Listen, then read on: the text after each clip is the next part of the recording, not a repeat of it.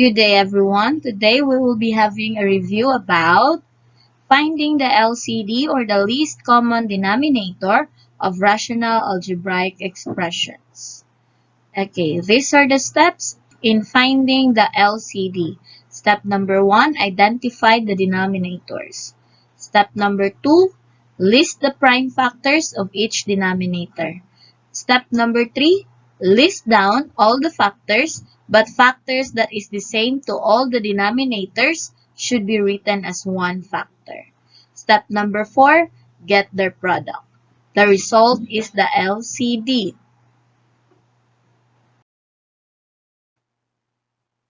Okay, now let's have some examples.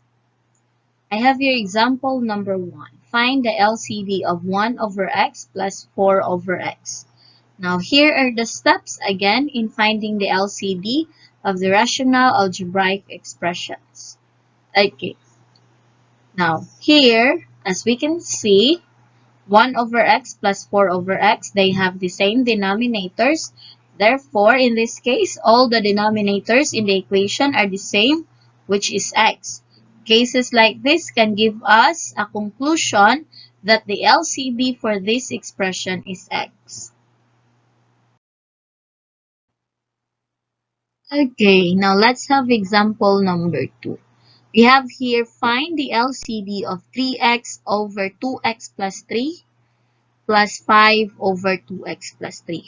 Again, these are the steps in finding the LCD of rational algebraic expressions. Okay, now in this case, all the denominators in the expression are the same, which is 2x plus 3. Cases like this can give us a conclusion that the LCD for this expression is 2x plus 3. Since parehas sila, 2x plus 3 ra gyud iyang LCD. Basta parehas lang ang duha. Okay?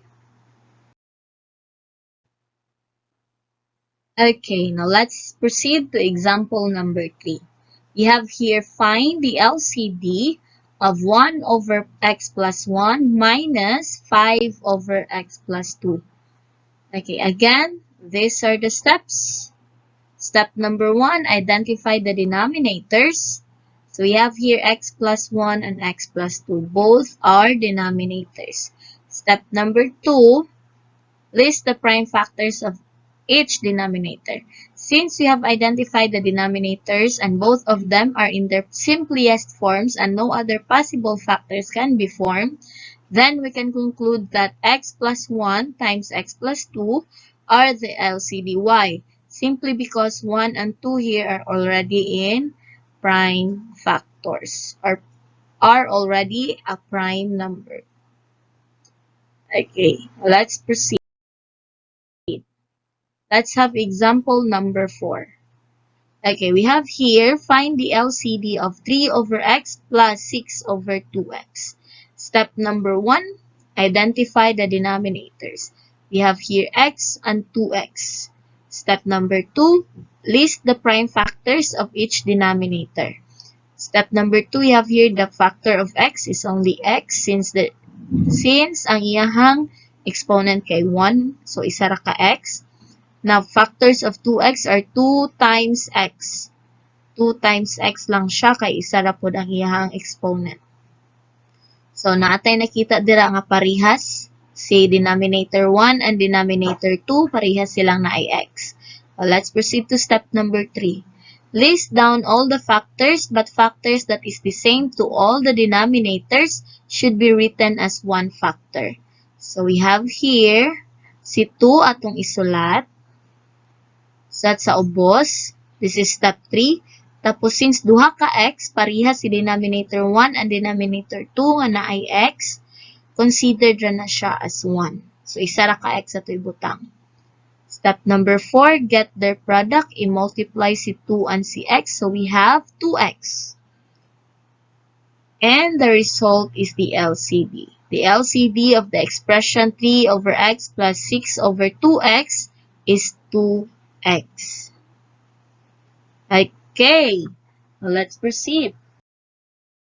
Let's have example number 5. Find the LCD of 3 over 6x minus 5x over 10x squared. Now, let's have the steps. Step number 1, identify the denominators. Okay, step 1, ang denominator na to, si 6x kana, and si 10x squared. Okay, step number 2, list the prime factors of each denominator. Now, we have here ang factors ni 6 kay 2 times 3 times x. 2 times 3, that is 6 times x. Since isa ra ka x, since ang exponent diari na x is only 1. Now, we have here the second denominator, si 10x squared. Ang prime factors si 10 is 2 times 5. Tapos si x squared, ang factors ni x squared kay x times x. Now, let's proceed to step number 3. Okay. Na-identify na to dire nga na ay 2 si first denominator and second denominator. Also naa sila parehas nga x. Step number 3, list down all the factors, but factors that is the same to all the denominators should be written as one factor. Okay. So, si 2, since parehas si denominator 1 o denominator 2, kaisa lang siya isulat. Kana siya, kaisa. Tapos, si 3, walay kaparehas, isulat yapon. Tapos, si 5, isulat. Then, ang kani nga x, considered as 1, so isa ra isulat. And ang x nga walay kaparehas, isulat po siya. Okay. Step number 4, get their product. So, i-multiply na to. 2 times 3, that is 6. Times 5, that is 30. X times x, that is x squared. You add the exponents. Ang exponent ani nga x is 1, kani is 1. Since gi-multiply ang variables, i-add ang exponent. 1 plus 1, that is 2. So, we have here 30x squared. Okay, step number 5, the result is the LCD. Okay, the LCD of the expression 3 over 6x plus 5x over 10x squared is 30x squared. Okay, now let's have example number 6. We have here find the LCD of 1 over 2x plus 4 plus 5 over x squared plus 5x plus 6. Now for this example, we need to implement factoring the denominator in looking for the LCD. Okay, now here are the steps. Factor each denominator. Since we have two denominators, we have here 2x plus 4 and x squared plus 5x plus 6. Okay, we need to factor them. The factors of 2x plus 4 is 2 times the quantity of x plus 2. Since 2 times x, that is 2x. 2 times 2 is 4. Okay, denominator number 2, we have here x squared plus 5x plus 6 is equal to x plus 2 times the quantity of x plus 3. Okay, how come mao ni ang factors ni x squared plus 5x plus 6? Okay, factors ni x squared, x times x. Factors ni 6, 2 times 3. Kung atong i-add, 2 plus 3, that is 5. Now, the alahang signs tanan is positive, therefore, ang factor is positive pod. Okay. Now, naay parehas sa duha ka denominator, si x plus 2. Parehas silang duha. Now, let's have step number 2. Write each factor, not duplicating the common ones to identify the LCD. So, kani sila parehas man si x plus 2 sa duha ka denominator, kaisa ra siya isulat. So, kani si 2, dili kalimtan, isulat po siya dire. Si x plus 2, kaisa lang siya isulat. And also x plus 3. So, therefore, this is our LCD.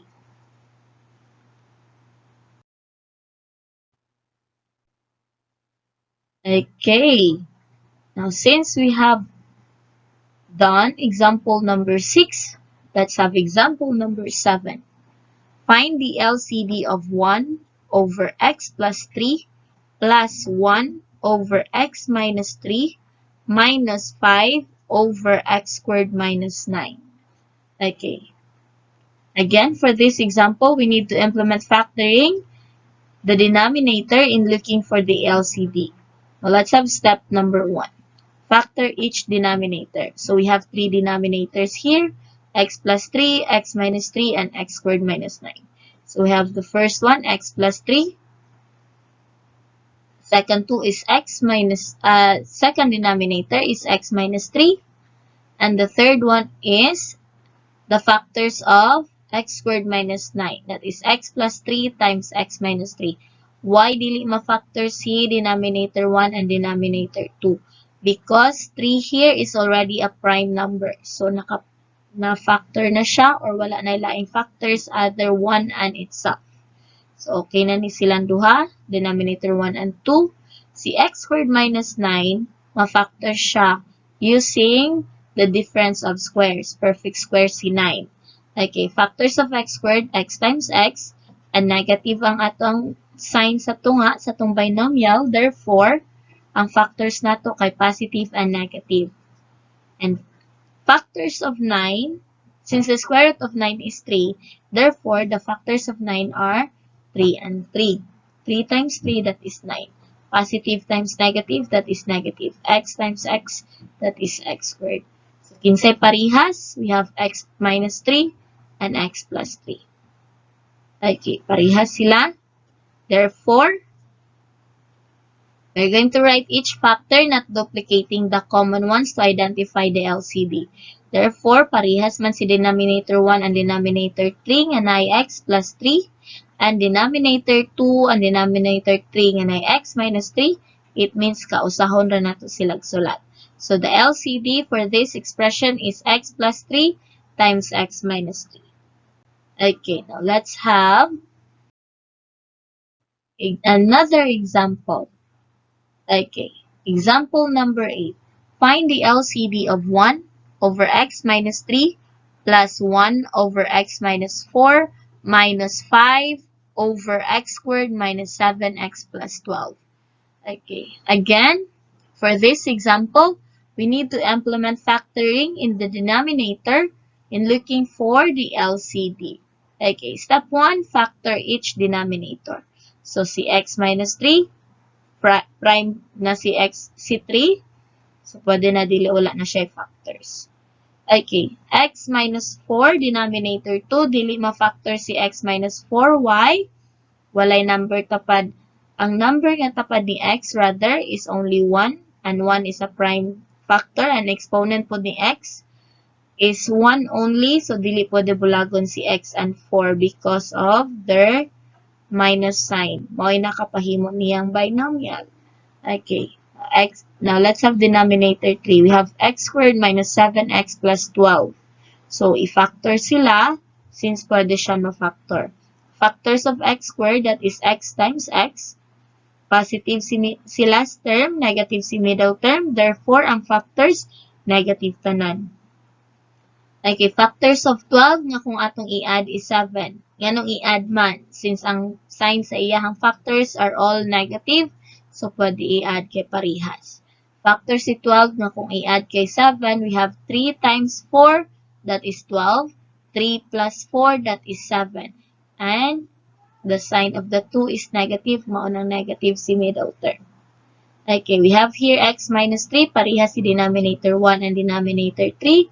You also have x minus 4, parehas si denominator 2 and denominator 3.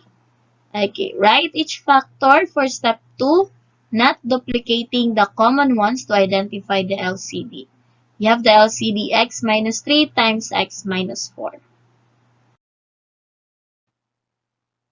Okay, now let's have an activity. Identify the LCD of the following expressions. We have here 2 over x minus 3 over 2x plus 1 over 5. Number 2, we have here x over x plus 2 minus 1 over x minus 2 plus 8 over x squared minus 4. We have here 12 plus x for number 3 over 25 plus x plus 0.6. Okay, I'll give you time to answer. I'll give you 3 minutes. And after that, I will show you the answers.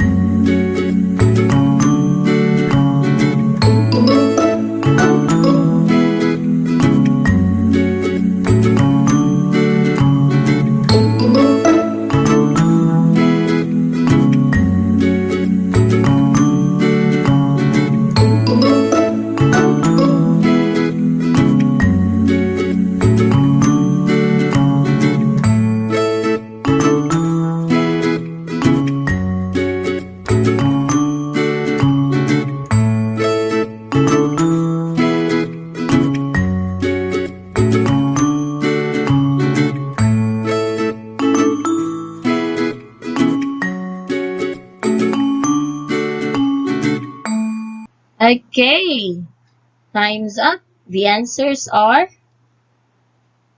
10x. The LCD of number 1 is 10x. Number 2, we have here the quantity of x plus 2 times x minus 2. And number 3, the LCD is 25 plus x, since the denominator of 0.6 is 1. So the LCD for this one is 25 plus x. Okay, that's it everyone. Thank you so much for watching. I hope na ay nasabtan ang tanang ni tanaw nga akong students because this is very important and useful sa atong next topic. Dili malimtan, dapat i-familiarize ang process.